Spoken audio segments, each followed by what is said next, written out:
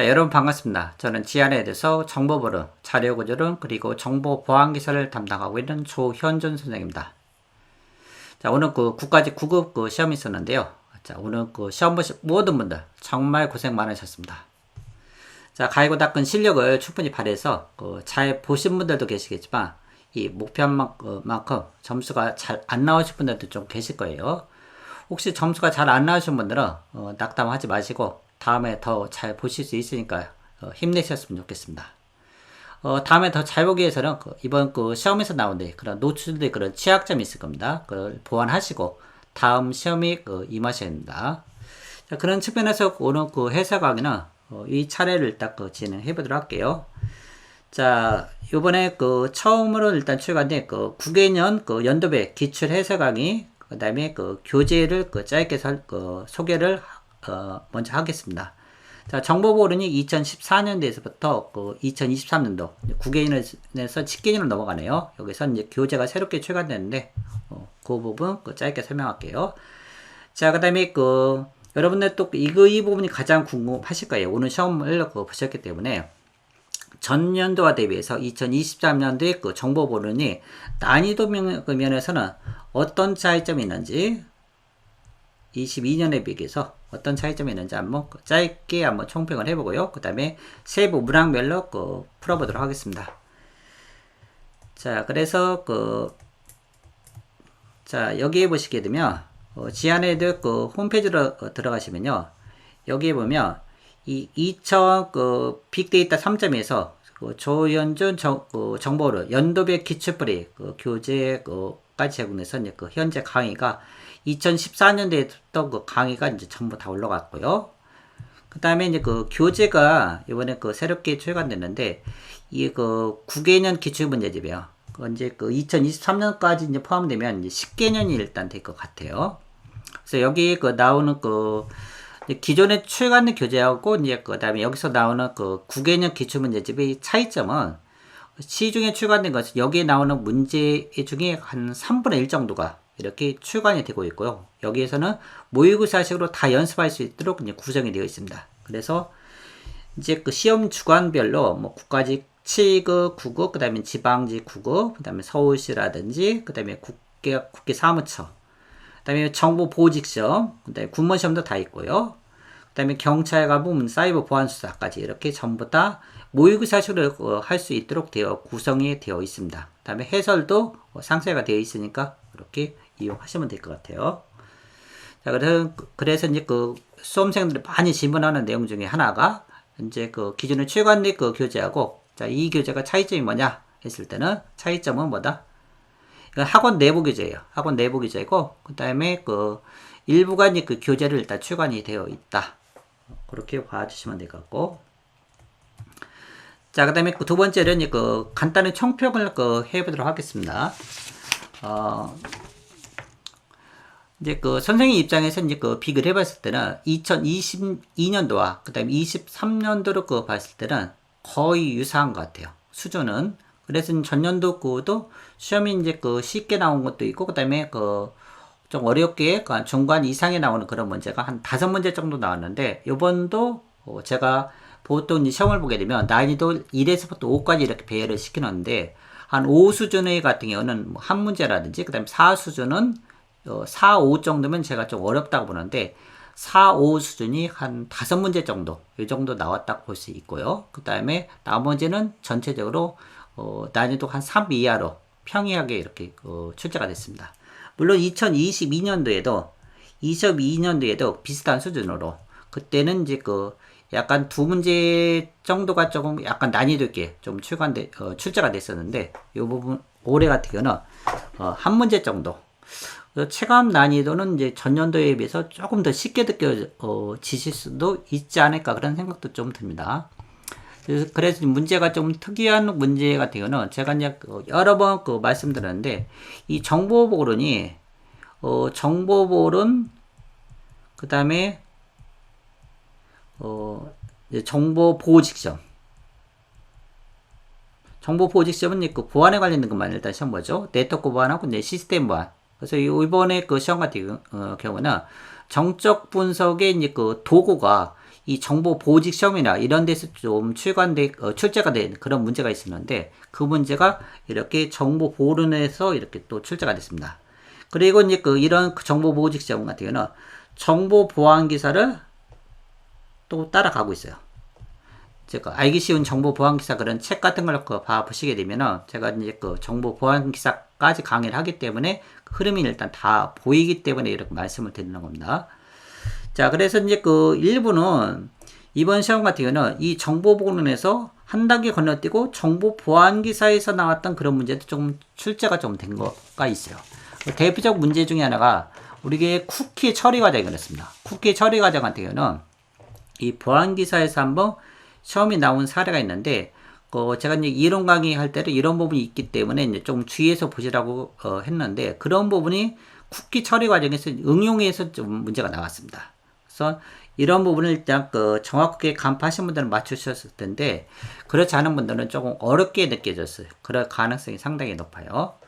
그리고 정보 보호직에 관련된 내용 같은 경우는 정적 분석에 지금 나형 같은 걸 가지고 있는데 제가 9번 문제 같은 경우는 정적 분석인 디스어셈블링 도구에 ID하고 원리 디버거 이런 툴이 있습니다. 그런 툴까지 일단 알고 있는지 그런 문제가 조금 나왔고요.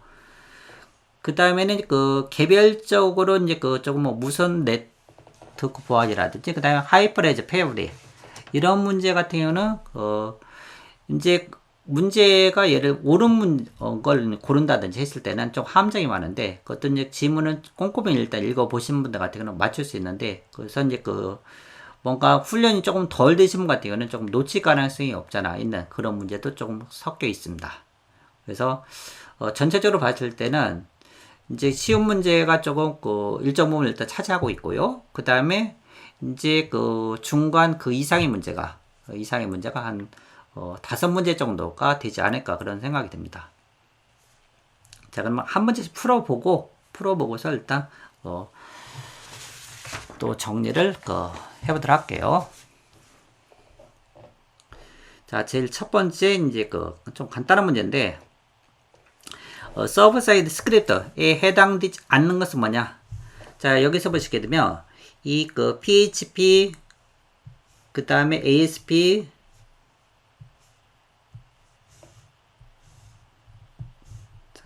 그 다음에 JSP 이 부분은 대표적으로 우리가 서버 사이드 스크립트라고 얘기를 합니다. 그래서 SSS라고 얘기를 하죠. 자, 그에 반해서 우리가 이 클라이언트 사이드 스크립트가 있습니다. 대표적으로 자바스크립트. 자, 이 문제가 나오게 된 배경은요. 자, 이 CSS 같은 경우는 이 부분이 뭐다? 취약하다. 그에 반해서 이 서버 사이드 스크립트 같은 경우는 이거는 취약하고 그 다음에 이거는 취약하지 않다. 그래서 뭐를 사용해라? 이 서버 사이드 스크립트를 일단 사용하라는 얘기죠. 그래서 그걸 알고 있는지 그런 측면에서 일단 문제가 나왔고요. 자, 그러면 IIS 같은 경우는 지금 뭐죠? 어디서 나오는 내용이죠? 자, 이거는 웹 서버예요. 대표적으로 우리가 아파치하고 그 다음에 MS의 IIS는 이 웹 서버입니다. 그렇기 때문에 전혀 거리가 멀죠. 답은 1번이 됐고요. 자, 다음 2번 문제 볼게요. 자, 이 부분은 조금 간단한 문제인데요. 자, 정보나 정보 시스템이 누가 언제 어떤 방법을 통해서 사용했는지를 추적할 수 있느냐. 대표적으로 우리가 이제 로고 같은 걸 통해서 우리가 추적을 하죠. 이런 건 로고를 통해서 일단 추적합니다. 이런 거 우리가 뭐라 한다? 책임 추적성이라고 얘기를 하죠. 책임 추적성. 간단히 인증성은 인증이라고 얘기를 합니다. 진짜 그 사람이 맞는지 확인하는 거 우리가 인증이라고 얘기를 하고요. 대표적으로 가용성 같은 경우는 디도스 공격 같은 게 가용성을 위협하는 그런 공격이죠. 자, 부인 방지는 우리가 오리발 방지한다. 그래서 부인 방지 또는 부인 봉쇄라고 얘기를 하죠. 자, 오리발 방지. 그래서 간단하게 책임 추적성 대다수가 이 부분을 일단 좀 맞추셨을 거예요. 자, 세 번째. 디지털 포렌식 원칙에 대해서 옳지 않은 것은 뭐냐? 자, 이런 문제는 그냥 주는 그런 문제를 일단 보실 수 있습니다. 이런 거 뭐 1, 2, 3번은 조금 기분 좋으셨을 거예요. 뭐 쭉쭉쭉 이제 넘어가고 한 5번까지는 좀 쉬운 것 같아요. 자, 그래서 제가 어려운 걸 조금 디테일하게 설명하고 간단한 건 조금 빨리빨리 넘어가도록 할게요. 자, 연계성의 원칙. 수집된 증거가 위 변조되지 않았음을 증명한다. 이거는 연계성, 연계 보관성의 원칙이 아니고 이건 뭐다? 무결성의 원칙이죠. 무결성 원칙으로 답은 일단 1번이고 뭐 시간 아껴야 되니까 밑에 지문을 일단 그냥 건너뛰시고 이제 푸셔도 됩니다. 그렇지만 지금 해설 강의 할 때는 뭐 우리가 이제 나중에 이 지문 같은 게 또 이용이 되니까 꼼꼼히 한번 보셔야 돼요. 그래서 지문이 해설이 아니 풀이가 일단 자세하게 좀 잘 된 것 같아요. 그래서 한번 정리해 볼게요. 자, 연계 보관성 원칙은 조금 많이 들어보셨으니까 좀 알 겁니다. 디지털 증거물의 어떤 획득, 이송, 분석, 보관, 법정 제출의 단계가 이제 책임자가 명시된다. 그래서 알고 있는 거 계시겠지만 한번 또 정리해 볼게요. 연계 보관성 원칙. 여기서는 연계성의 원칙 이런 식으로 짧게 일단 명시가 된 것 같아요. 디지털 증거물이에요. 이것의 어떤 획득, 현장에서 획득, 그 다음에 이송하고, 그 다음에 분석하고, 그 다음에 보관, 그 다음에 법정 제출의 각 단계가 법정 제출 이런 각 단계에 뭐가 책임자가 명시된다. 딱딱 맞게 이렇게 명시가 되어 있어야 된다. 그런 내용을 일단 얘기하고 있습니다. 그래서 연계 보관성의 원칙은 디지털 증거물의 획득, 이송, 분석, 보관, 법정 제출한 이런 라이프 사이클이 있습니다. 이때 책임자가 정확하게 일단 명시가 되어 있어야 된다. 자, 그 부분을 일단 명시하고 있습니다. 자, 다음 두 번째 지문을 보시면 정당성의 원칙, 법률에 정하는 적법한 절차 이런 지문은 자주 나왔어요. 적법한 절차 방식으로 일단 증거가 입수되어야 됩니다. 그렇지 않으면 뭐다? 이것이 어떤 증거로서 효력을 일단 할 수가 없죠. 입수 경위에서 불법이 사용됐다면 그로 인해서 수집된 2차적 증거는 뭐다? 전부 다 무효가 된다. 이것이 정당성의 원칙.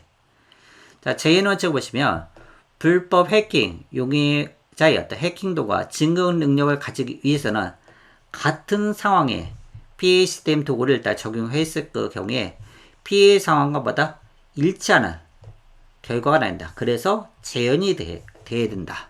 이거 자 지문 잘 풀어 썼습니다. 한번 봐주시고 신속적인 원칙은 컴퓨터 내부의 정보는 휘발성을 가진 것이 많기 때문에 신속하게 수집이 된다. 메모리 같은 게 대부분 그렇죠. 자 그래서 답은 간단하지만 나머지 지문 꼼꼼히 한번 봐주세요. 자 다음은요. 다음에서 설명하는 국내 인증 제도는 뭐냐? 자, 정보통신망 이용 촉진, 짤막해서 정보통신망법에 의해서 이 정보보호 관리책 인증과, 자, 이 부분을 일단 우리가 얘기하고자 하는 것은 ISMS를 얘기해요. 자, 그 다음에 개인정보보호법에 의한 개인정보 관리책 인증에 관한 사항을 일단 통합해서 과거에 우리가 이제 ISMS하고 PIMS가 있었어요. 이 두 개를 해서 뭐가 나왔다? ISMS P가 나왔죠. ISMS P가 나왔는데, 그래서 이것을 통합해서, 한국 인터넷 진흥, 키사죠. 그 다음에 금융 보안원. 이것을 인증하고 있다. 그 다음에 기타 이런 곳에서 일단 인증 시험사를 하고 있다. 그래서 우리가 이제 지문에서 조금 다음 공문에서 좀 챙기셔야 될 내용 중에 하나는 ISMS에 이 추진 체계가 있습니다. 자, 제일 첫 번째는 우리가 정책기관이 있어요. 정책기관. 자, 두 번째는 우리가 인증기관이 있습니다. 자, 3단계는 우리가 이제 심사기관이 있어요. 자, 정책기관은 우리가 이제 과학기술정보통신부, 과기부. 그 다음에 개인정보 보호위원회. 자, 개인정보 관련 것이, 개인정보 보호법이 전부 다 어디? 개인정보 보호위원회 쪽으로 넘어갔죠. 그래서 이 둘을 우리가 정책기관이라고 얘기를 합니다. 그래서 ISMSP의 추진체계는 뭐다? 정책기관. 그 다음에 인증기관이 있어요. 인증기관은 지금 이 부분이 한국인터넷진흥원과 금융보안원이 여기가 인증기관이에요. 그 다음에 이 그 세 개 기관이 이런 그 협회라는 데가 우리가 심사기관이라고 얘기합니다. 심사기관. 그러니까 이것을 일단 보기 지문에 일단 서술되어 있다. 그 정도까지 일단 정리하시면 될 것 같아요. 그래서 답은 일단 4번이 나왔고요. 그 다음에 그 CC와 TC세 이거는 많이 나오죠. 이거는 정보 시스템의 보안 평가 기준이죠. 정보 시스템에 대한 정보 시스템 보안 평가 기준.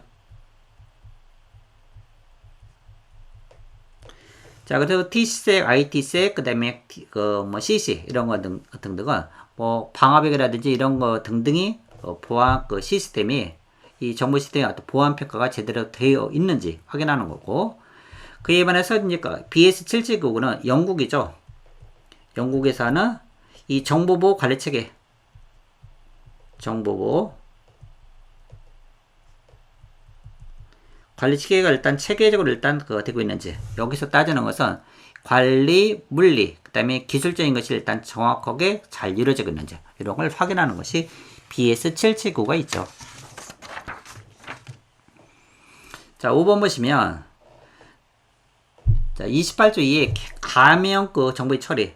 자, 이 가명 정보에 관련 내용 28조에 뭐 1, 2, 3, 4 쭉 있는데 그 내용 꼼꼼히 다 보셔야 돼요. 그 중에 일단 이 문제는 뭐 그렇게 어렵진 않은데 나머지 가명 정보 처리에 관련 내용이 개정되고 일단 계속 나오죠. 자, 이거 잘 보셔야 됩니다.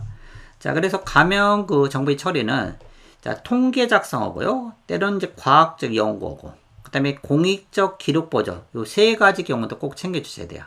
위에서는 정보 주체의 동의 없이, 자, 동의 없이라는 것은 이 예외적 상황입니다. 예외적으로 이런 것이 없이, 자, 일반적으로는 동의를 받아야 되는데 이런 경우에는 일단 동의 없이 가명 정보를 일단 처리할 수 있다 이렇게 되어 있습니다. 자, 일단 두 번째는 제2항은 개념 처리자는 제1항에 따라서 가명 정보를 제3자에게 적어하는 경우는 특정 개인을 알아보기 위해서 사용될 수 있는 정보를 일단 포함할 수 있다? 특정 개인을 알아보면 돼요, 안 돼요? 식별이 되면 안 되겠죠. 식별이 되면 안 돼요. 그렇기 때문에 이것은 아니 된다. 그래서 이 부분은 우리가 뭐라 하냐? 강행 규정이라고 얘기를 하죠. 하면 안 된다는 거. 하지 마라. 할 수 있다. 뭐 이런 식으로 뭐뭐 할 수 있다 하는 것은 임의 규정이야. 자, 이런 걸 일단 얘기했을 때는 뭐 무난하게 일단 3번을 고르셨을 거예요. 그래서 이 강행 규정, 임의 규정은 이전에 이제 기출 문제에서 뭐 이제 정보통신 기반 보호법이라든지 이런 데서 일단 몇 번 나온 사례가 있으니까 좀 무난하게 맞추지 않았을까 그런 생각이 듭니다. 자, 다음 문제 볼게요. 자, SSL 관련된 프로토콜에 대해서 옳은 것을 고르는 문제입니다. 자, 핸드쉐이크. 자, 핸드쉐이크는 두 단계로 이루어지는 메시지 교환 프로토콜로서 클라이언트 서버 간에 암호적 비밀의 어떤 확립이 필요한 정보를 서로 교환하는 거다. 뒤에 내용은 쭉 다 봤는데 여기서는 두 단계란 말은 일단 좀 틀렸고요. 자, 크게 4단계. 4단계. 뭐 세부적으로 하면 뭐 13단계.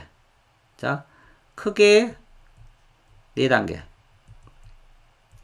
크게 4단계라는 것은 우리가 이제 초기 협상 단계, 그 다음에 서버 인증, 그 다음에 클라이언트 인증, 그 다음에 종료 단계, 4단계. 또는 이제 세부적으로 하면 이 4개의 단계를 좀 우리 교재 같은 경우는 13단계로 명시가 됐습니다. 13단계. 뭐 예를 들면 change cipher spec finish라든지 그 다음에 request certificate 뭐 이런 거 등등을 전부 다 있을 때는 뭐다 13단계 정도 나오죠. 아무튼 2단계 일단 안 해요. 자, 1번 지분이 그래도 틀렸고요. 2번. 자, 클라이언트 서버는 각각 상대방의 change cipher spec 이 메시지를 전달함으로써 서명 및 암호에 필요한 매개 변수가 대기, 펜딩 상태라는 거예요. 그래서 활성화된다. 현재 상태라는 거야. 그래서 이제 여기서 그 표현할 때는 펜디 기다리겠다는 거야. 그 다음에 그 커런트 현재 상태로 한다. 그래서 대기 상태인 것을 활성화. 한마디로 얘기하면 스탠바이 큐라는 거죠. 이런 식으로 되는 거 우리가 change cyberspace 2번 일단 맞았습니다. 자, 3번 지문을 보시면 레코드 프로토콜은요. 응용 계층 또는 상위 프로토콜의 메시지를 단편화, 암호화, 압축, 서명, 헤더 추가 이 순서를 처리해서 전속 프로토콜에 전달한다. 근데 여기서 이제 그 서명은 일단 없어요. 서명은 없고, 그다음에 순서도 좀 틀렸어요. 근데 순서까지 까먹었다 해도 이제 서명 안 들어간다는 그런 것은 일단 눈치채실 수 있어야 되겠죠. 그래서 제가 이제 뭐 여러 번 이제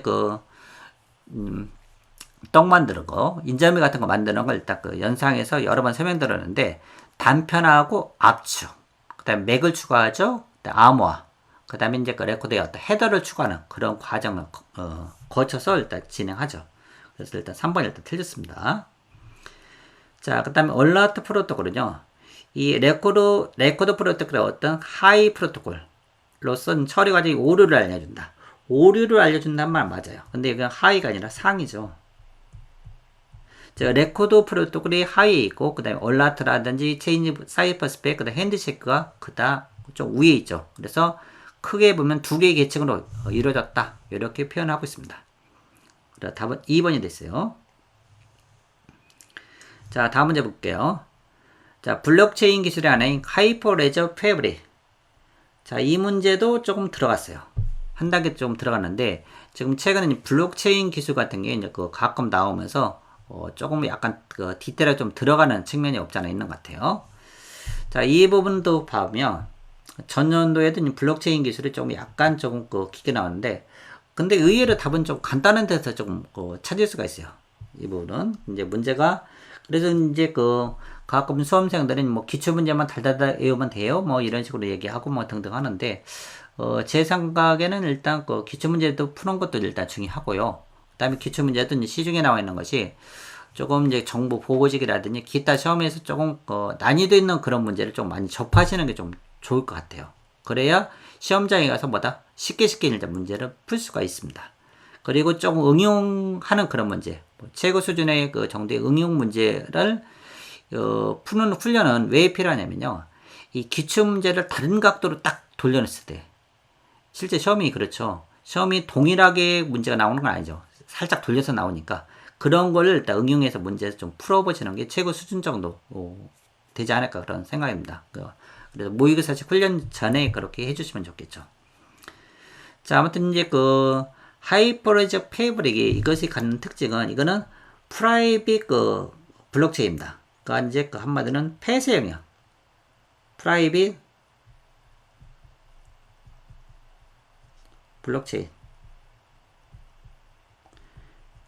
그래서 이 부분은 뭐가 차이점이 있냐? 이 공개형 블록체인. 자, 대표적으로 우리가 이제 공개형 같은 경우는 이 비트코인이나 이더리움 이런 것 등등 이 공개형으로 일단 사용합니다. 그에 반해서 하이퍼레저 패블릭 같은 경우는 프라이빗이요. 폐쇄형 또는 허가형이라고 얘기합니다. 허가형. 그래서 여기 보시면 이 허가형 프라이빗 블록체인의 형태로서 허가형, 즉 폐쇄형이나 프라이빗 다 비슷한 동일한 어라고 일단 보시면 됩니다.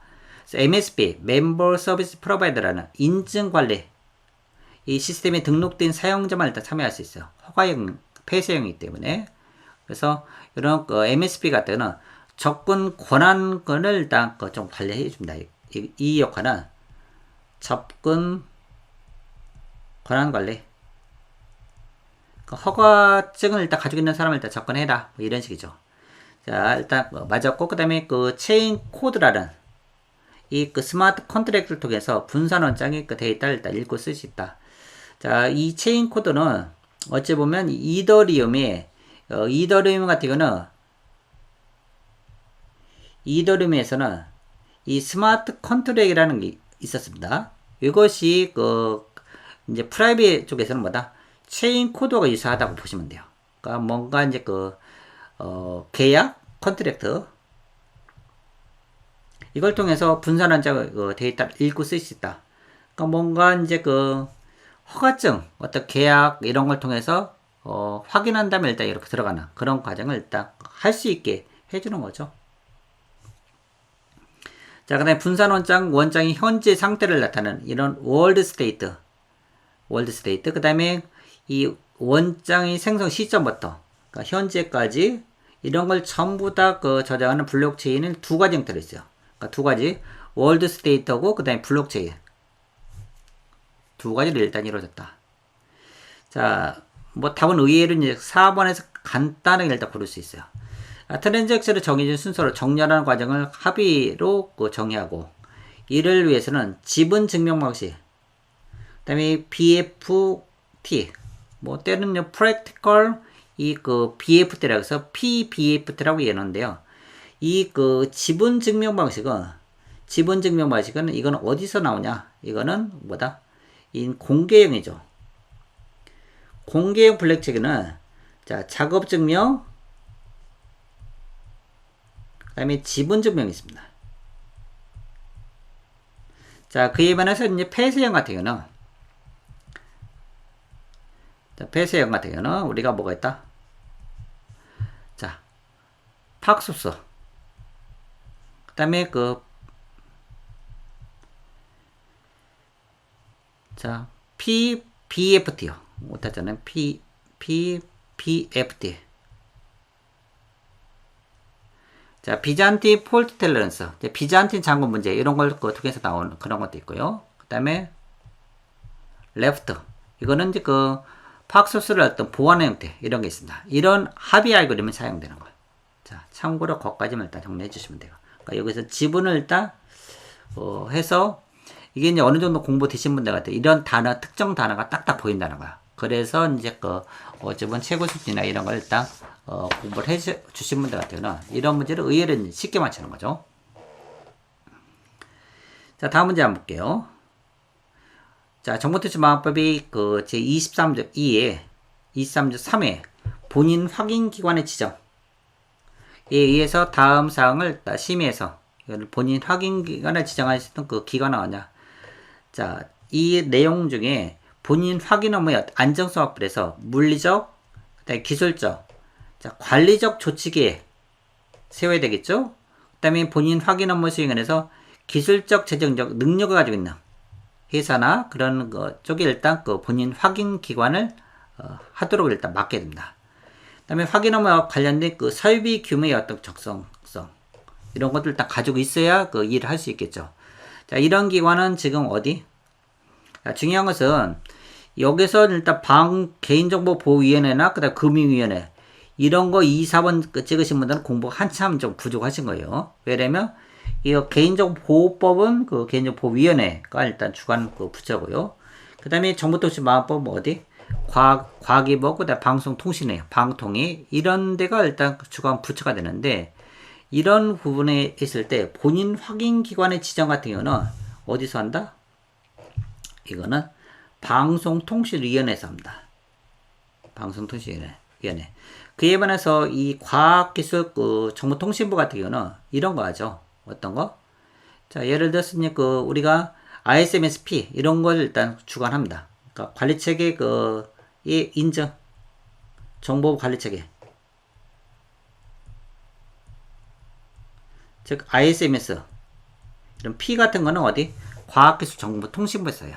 그래서 그런 어떤 주어 이런 걸 조금 주의 있게 잘 보셔야 됩니다.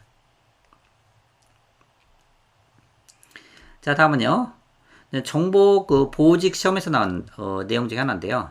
자, 여기서 보시면 자, 악성 코드 분석을 분석 관련돼서 정적 분석입니다. 자, 이 정적 분석이라는 것은 어쩌면 악성 코드를 실행하지 않고 그 자체를 가지고 있는 내용을 일단 통해서 진단 평가를 하는 거야. 그래서 그걸 통해서 파일을 분석하려면 어떻게? 뭐 패킹, 디스어셈블리. 영어 단어 뜻 아시면 대다수가 보다 이거는 뭐 어셈블을 디스한다는 거죠. 그러니까 이게 일단 이거를 고를 수 있을 거고요. 다음에 이것을 통해서 상세한 동작을 분석하는 그런 단계로서 악성 코드 파일을 역공학도 비슷하게 그 디스어셈블링 이거와 그 비슷한 어떤 단어 성격을 일단 보시면 되죠. 핵심이 되는 명령 부분, 그 다음에 동작 방식 등을 일단 알아내는 것을 일단 목표로 하고, 이를 위해서 역공학 분석을 해서 뭐와 같은 도구? 자, 그래서 여기 그 알리지 샷, 뭐 레지스트리겠죠. 이 알리지라는 것은 얘는 레지스트리 비교 유틸리티입니다.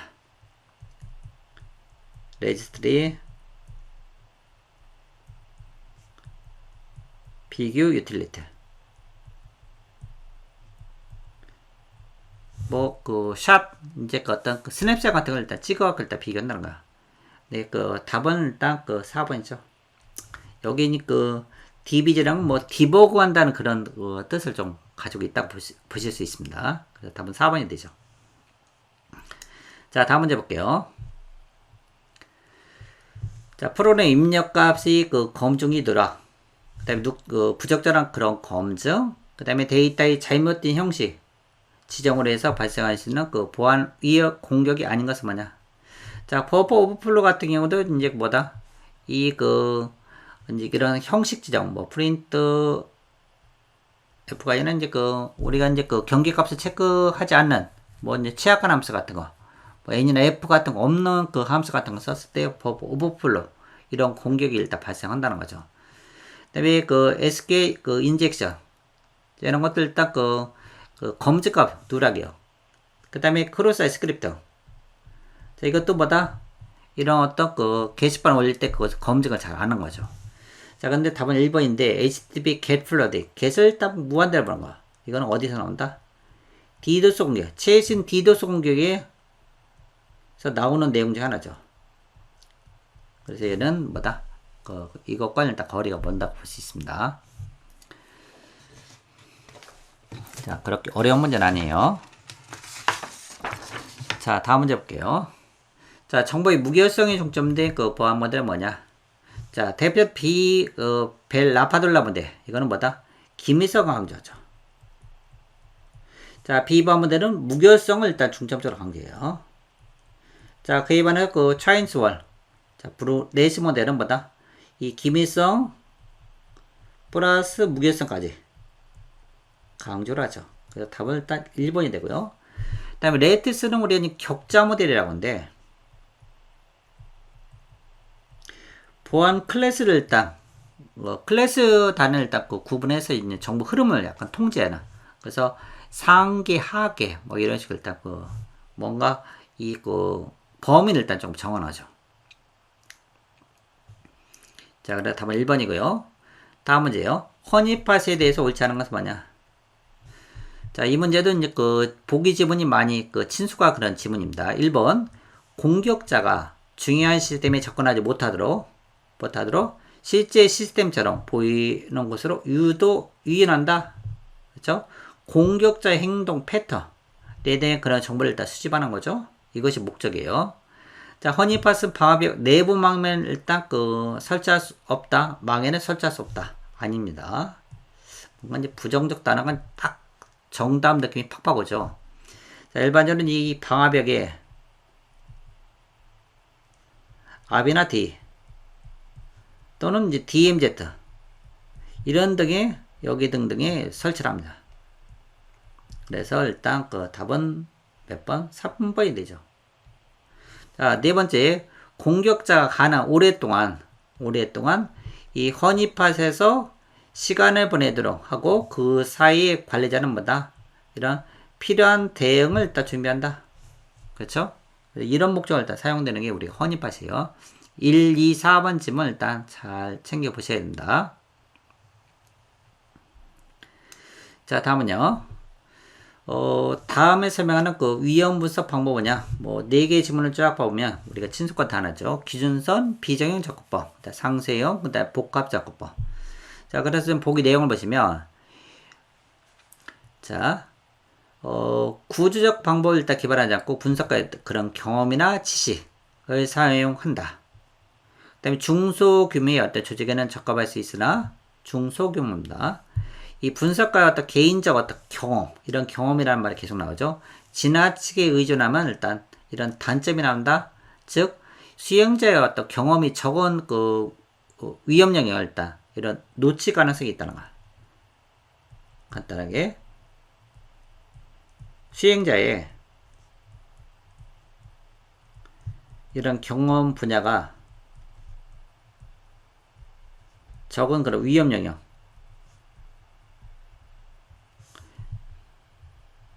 놓칠 가능성이 있다.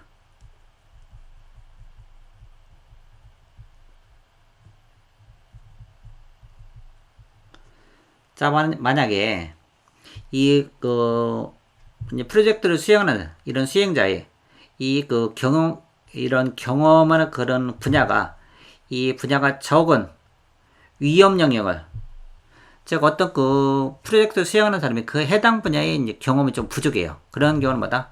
놓칠 가능성이 당연히 높겠죠. 뭐 그냥 대충 넘어갔으면 뭐다? 그게 이제 나중에 이제 빵꾸 나는 거야. 자, 그래 답은 몇 번? 비정형 접근법. 비정형 접근법. 그래서 답은 2번이 됐죠. 자, 다음 문제요. 자, 14번 문제 같은 경우는 이제 조금 당황했을 수도 있어요. 근데 이건 이제 RSA를 통해서 이제 우리 교재 같은 경우는 이제 DP 헬만 쪽에 제가 이제 이런 걸 좀 서술됐네. 수학적 감각이 있는 분들은 그렇게 어렵진 않았을 텐데, 이제 해설을 통해서 여러 번 연습은 했고, 그 다음에 제가 이제 모의고사나 이런 거 풀 때도 이제 설명을 드렸는데, 그걸 응용하신 분들은 쉽게 하셨을 것 같은데, 그런 느낌을 조금 못 보신 분들 같아요. 이게 어디서 나왔는지, 뭐, 이렇게 이제 조금 순간적으로 당황하시는 분들도 없지 않아 있을 것 같습니다. 자, 근데 의외로 좀 쉬운 데서 일단 답이 있어요. 자, 여기서 보면, 자, 여기서 RS를 적용해서 7의 암호문이 일단 11, 그 다음에 35의 암호문 42를 주어졌을 때, 알고리즘한테 수학적 특성을 계산한 240을 암호해라. 그래서 이제 n 값은 240제. 그 다음에 공개키는 5로 이렇게 줬습니다. 그러면 우리가 이걸 생각하셔야 돼요. C는 M의 2의 모듈러 N. 그래서 여기 보면 N하고 2, N, 2가 보다 이것이 공개키죠. 공개키예요. 자, 그랬을 때 여기서 봐보시면 지금 여기서는 이 위의 것을 일단 이용해야겠죠. 7의 암호문은 11이다. 그러면 7의 암호, 지금 여기서 이제 제시해 준 게 지금 보면, 여기서 보면 n이 247이라고 이렇게 줬어요. 이 값은 지금 여기서 보면 5라고 일단 주어졌죠. 5. 이걸 이용해야 돼요. 그래서 여기 보면 7의 2승, 모듈러 n값 247이죠. 이 값이 얼마? 11이라는 거야. 그래 여기 보면 이것이 n이죠. 이것이 2예요. n2. 그래서 247, 그 다음 5가 이렇게 들어갔죠. 자, 그 다음 35의 5승이 모듈러 247하니까 뭐 42가 났다. 즉 35의 암호문이보다 42가 됐다는 거. 자, 이 두 개씩을 일단 이렇게 놔두시고, 자, 그 다음에 그럼 245를 해라. 그럼 245의 5승에 모듈러 247을 계산하라는 거야. 자, 그러면 여기서 보면 뭐 이건 245는 5승 하시는 분은 설마 없겠죠, 그렇죠? 그러니까 이거를 일단 수학적으로 풀어보라는 거야. 그럼 여기서 이렇게 제시까지 해줬어요. 245는 7하고 35로 곱시다. 그러니까 7 곱하기 35. 5승에 모듈러 247. 자, 이거를 그러면 이제 어떤 식으로 하냐. 7의 5승에 7의 5승이 일단 이렇게 들어가겠죠. 지수승이 일단 이렇게 들어가요. 지수승이. 그래서 이걸 일단 쪼갤 수 있다는 거죠. 7의 5승의 모듈러 247. 이거 하나. 그 다음에 이거 35의 5승의 모듈러 247. 자, 이 전체를 뭐로? 모듈러 240줄 한 것과 동일하다는 거야. 이렇게 일단 쪼갤 수 있다는 거죠. 자, 그래서 지금 여기가 이 값은 어떻게? 이 값은 이후에 있죠. 그래서 얘가 뭐 11이 됐네요. 자, 이 값은 얼마? 40이에요. 자, 그래서 결국에는 11 곱하기 42에 247을 구하면 되는 거죠. 그래서 42 곱하기 11은 뭐다? 42, 462에요. 즉 462를 뭐로? 저는 결국 462 모듈러 247 하면 얼마 나온다? 215. 215가 그래서 나오는 겁니다. 답은 그래 2번이 돼 있어요. 자, 이런 훈련이 좀 되셨으면 좋겠습니다. 아무튼 이거는 DPL만에서 나오는 것을 일단 응용했다 이렇게 보시면 될 것 같아요. 자, 다음 문제 볼게요. 이제 사용자 A가 사전에 어떤 비밀키를 공유하고 있지 않은 사용자 B에게 이런 기밀성 보장이 요구되는 문서 M을 보내기 위해서 오르는 것은 뭐냐? 자, 기밀성이 보장이 되려면 일단 암호가 됩니다. 그래야 되기 때문에 지금 여기서 보면 이런 1번 같은 경우는 일단 절대 안 돼요. 왜냐면 M이 일단 노출되는 거죠.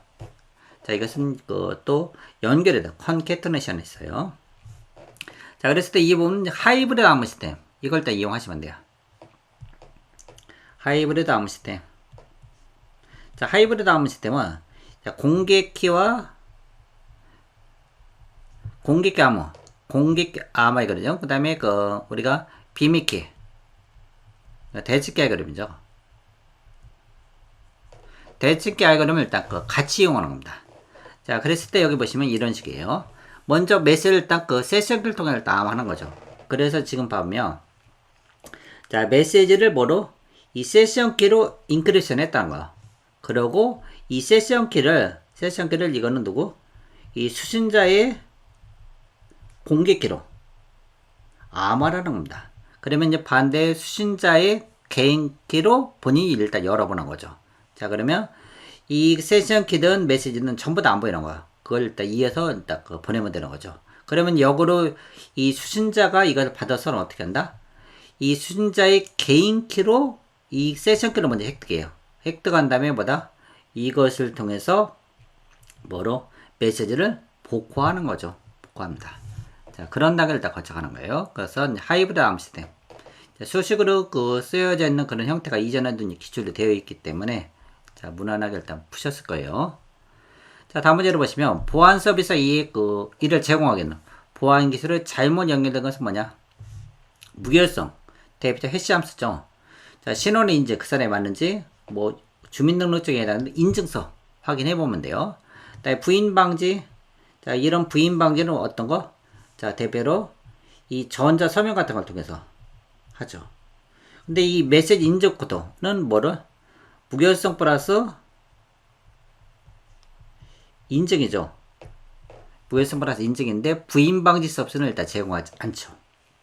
그래서 답은 3번이 되는데 대표로 이제 전자 서명은 이제 무결성 인증 그다음에 이 부인 방지까지 다 제공하는 거죠.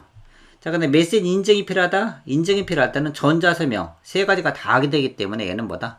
이 메시지 인증까지 제공하는 거야. 그래서 얘는 무결성 인증 그다음에 부인 방지까지 다 제공하는 거죠. 자, 그래서 답은 3번이 됐고요. 자, 다음 문제 볼게요. 웹 서버와 클라이언트 간의 쿠키 처리 과정에 대해서 옳지 않은 것은 뭐냐?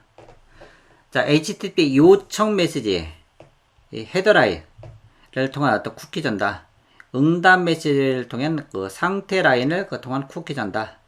자, 이 문제는 조금 이제 수험생이 좀 봤을 때는 좀 당황하실 수 있는 그런 부분 중에 하나인데요. 이제 문제 는 제가 그림을 통해서 일단 한번 정리해 볼게요. 자, 우리가 이제 요청 메시지 형식을 보시게 되면 요청 메시지는 이 이론서에 나오는 내용 중에 하나예요. 리퀘스트 라인, 즉 리퀘스트 라인에서 요청 라인이 있습니다. 헤더 라인 블랭크 한 칸 비어요. 그다음에 바디 이렇게 돼 있어요. 그다음에 응답 메시지도 보면 상태 라인, 그다음에 헤더 라인, 그다음에 블랭크 라인, 그다음에 바디가 있는데 자, 여기서 잘 보시면 차이점은 지금 여기죠. 자, 요청과 응답이 보면 리퀘스트 라인하고 그 다음에 어떤 거?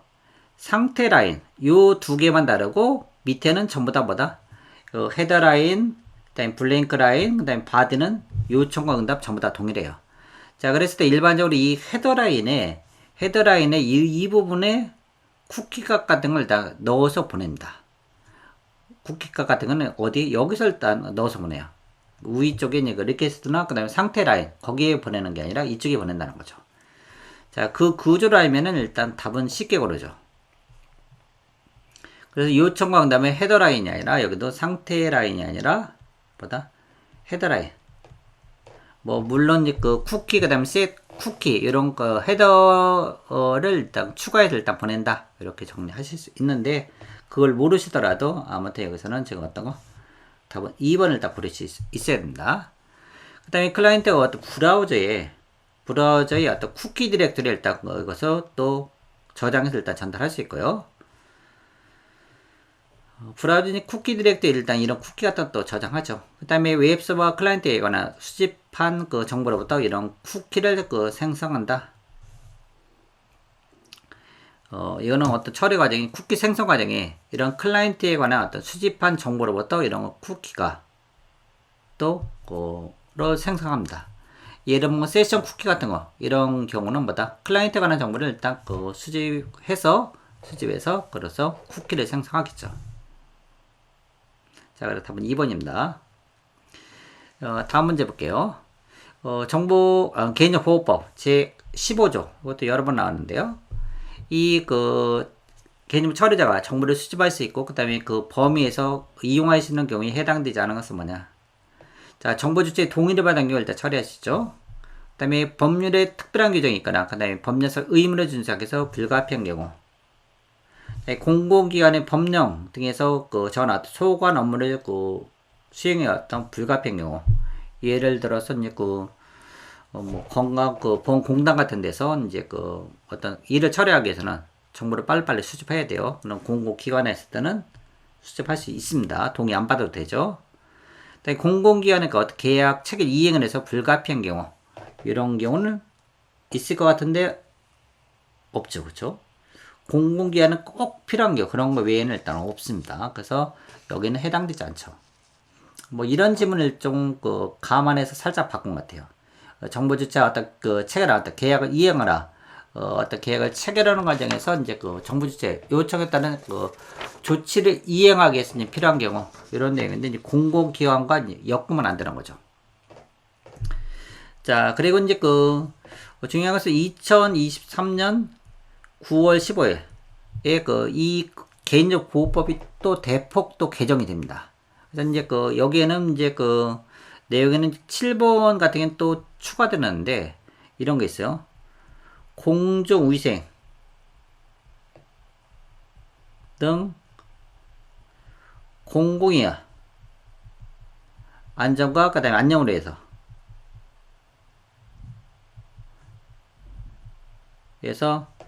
긴급히 필요한 경우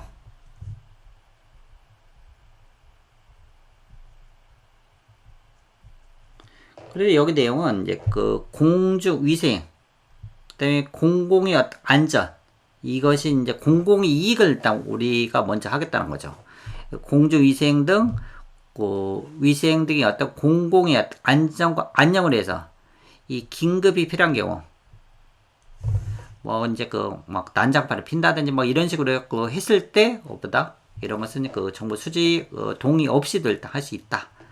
그래서 이제 2024년 9월 15일 이후에 시험 같은 경우는 뭐 내년쯤이 되고 그다음 이후에 시험도 또 있죠. 이런 경우는 뭐다? 이 개정된 거 시행과 시험의 날짜 이거를 봤을 때 시점을 좀 잘 보셔야 돼요. 여기 일단 이렇게 변경이 된다. 자, 그렇다면 4번이 됐습니다. 자, 다음 문제 볼게요. 여기서 보시면 함수 P에 호출된 P에서 호출한 함수 Q가 자신의 작업을 마치고 다시 그 함수 P로 백으로 돌아오는 거예요. 이 스택의 운영 과정을 순서로 바르게 나열한 것은 뭐냐? 그림이 연상되면 제가 그림을 일단 설명드려 볼게요. 연상되면 이제 쉽게 나오는 그런 문제 중에 하나입니다. 자, 스택 프레임 구조인데요. 자, 이 부분을 딱 보시면 이쪽이 상이에요. 하이고 이론서에 나오는 그런 내용, 그림 중에 하나입니다. 자, 여기서 보시면 자, 올드 프레임 포인터, 올드 프레임 포인터, 그 다음에 프레임 포인터 이렇게 있어요. 그 다음에 스택 포인터. 자, 그래서 중요한 것은 지금 여기서 우리가 얘기하고자 하는 것은 스택은 항상 뭐가 있다? 스택은 예를 들어서 뭐 스택은 이제 우리가 싼다고 그죠? A, B, C 이렇게 이제 그 스택의 꼭대기가 우리가 탑. 그 다음에 이제 이 밑에를 일단 바텀이라고 하죠. 근데 이 바텀이 여기서 이제 프레임 포인터라고 일단 생각하시면 돼요. 이런 프레임 포인터. 그래서 프레임 포인터, 그 다음에 탑은 스택 포인터. 스택 포인터. 이렇게 매칭 시키면 되죠. 그래서 여기 보면 스택 프레임터가 지금 첫 번째 단계 이렇게 온다는 거. 프레임 포인터가 두 개 겹칩니다. 그러면 얘가 이제 프레임 포인터가 여기로 왔어요. 그러면 그 다음 단계에 이제 리턴 하기 위해서는 뭐다? 이 프레임 포인터가 어디로? 이렇게 가는 거야. 프레임 포인터가 이동하는 거죠. 그러니까 여기서는 이제 한마디로 바텀이 막 이동하는 거야. 바텀이 이동. 한 함수 끝나면서 이렇게 가는 거죠. 그래서 리턴에 애드레스, 리턴 애드레스를 일단 실행하고 그 다음에 그거로 간 다음에 그 다음에 일단 실행하는 겁니다. 그래서 이 구조만 일단 생각하시면 문제는 의외를 일단 쉽게 맞출 수 있어요. 자, 그래서 제일 첫 번째 단계는 자, 스택 포인터. 지금 방금 전에 스택 포인터입니다. 탑에 해당하는 건 스택 포인터를 프레임 포인터의 값을 일단 복원시킨다. 이게 제일 첫 번째죠. 자, 그 다음 단계는 이 이전 프레임 포인터를 파악했어요. 스택 프레임 포인터 P가 이제 돌아가야 될 거죠. 스택 프레임 포인터를 일단 설정한다. 이게 두 번째야. 그 다음에 복귀 주소를 일단 파보는 거죠. 그 다음에 문맥상 보면 이 함수 호출, 이런 호출 인스트럭션, 답이 이런 인스트럭션을 그 다음에 이제 실행을 한다는 거죠. 넘어갔으니까요. 그래서 이렇게 답은 몇 번? 4번이 됩니다. 그림과 그 다음에 문맥 파악하시면 충분히 맞출 수 있는 그런 문제 중에 하나입니다. 그래서 이런 스택 프레임 구조에 관련된 어떤 이제 보직 시험이나 그런 데서는 여러 번 나온 그런 사례가 있죠. 자, 그 다음에 무선 네트워크 보안에 대해서 옳은 것은 뭐냐? 자, 맞는 거 고른 문제입니다. 마지막 질문인데 정신 바짝 차려야 돼요. 이것은 가끔 이제 왔다 갔다 하다 보면 실수 가능성이 상당히 높은 것 같아요. 자, 1번. 이전에 사용되어 있던 WEP, 보안 사용했던 약점을 보강하기 위해서 ITF. 얘는 인터넷 표준이에요. 이 인터넷 표준을 담당하는 그런 기구죠. 그래서 ITF에서 WPA, 그 다음에 W2, 그 다음에 3도 나왔어요. 3. 그래서 이 3 같은 경우는 이 WP 버전 2에서 뭐 예를 들어서 프리쉐드 키 방식에서 포크, 웨이크, 핸드쉐이크 이런 과정이 왔다 갔다 하다가 여기서 노출될 가능성이 있는 이런 걸 보호하는 것이 버전 3가 있습니다. 이런 것이 2018년도 정도에 나오는데 아직 이런 것을 구체적으로 좀 언급은 안 됐는데 아무튼 3가 또 있어요. 그래서 이 ITF가 아니라 IEEE입니다. 플러스 우리가 이제 어디 와이파이 얼라이언스가 있습니다. 여기와 합작해서 이것이 일단 됐어요. 이거 일단 기구를 일단 틀리게 했고 이 WP는 TK 프로토콜을 일단 채택해서 보안을 강화했으나 여전히 이와 동일한 무결성 확인 방식을 사용하는 약점이 있다. 무결성은 개선이 됐습니다. 무결성은 이 CRC에서 우리가 이제 MIC 맥과 비슷한 MIC 방식을 일단 사용해서 개선은 됐어요. 개선은 됐는데 다만 뭐를 IC4를 동일하게 사용합니다. 뭐와?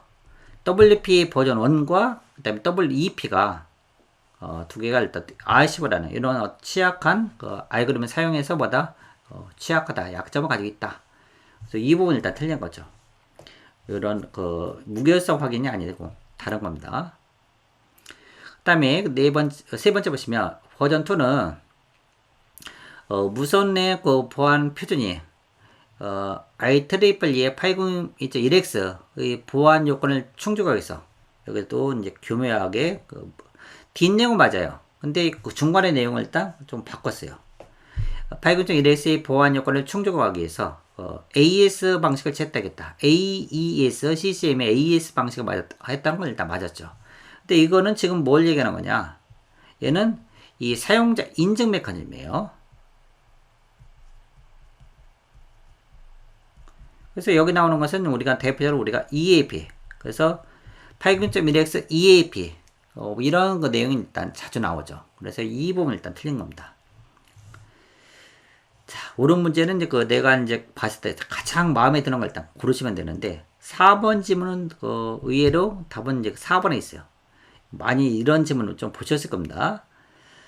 자, WP의 그 퍼스널 개인 모드에서는 그 프리쉐드 키 로버터 유대된 아마 키를 사용하는 그 반면에 엔터프라이즈 모드는 인증 암호를 강화해서 레디우스 인증 서버, 이거 중요하죠. 얘는 그 개인 모드는 인증 서버가 없어요. 인증 서버 없는데 엔터프라이즈 모드는 인증 서버를 사용한다. 두고서 EAP 표준을 이용한다. 그래서 답은 4번이 됐죠. 자, 이렇게 해서 우리가 이제 이제 오늘 시행된 국가직 999 정보불은 문제를 다 살펴봤는데요. 문제 이제 지문 하나하나 일단 다 살펴보시고요. 그리고 그 다음 시험에 이미 하셨으면 좋겠습니다. 아무튼 수고하셨습니다.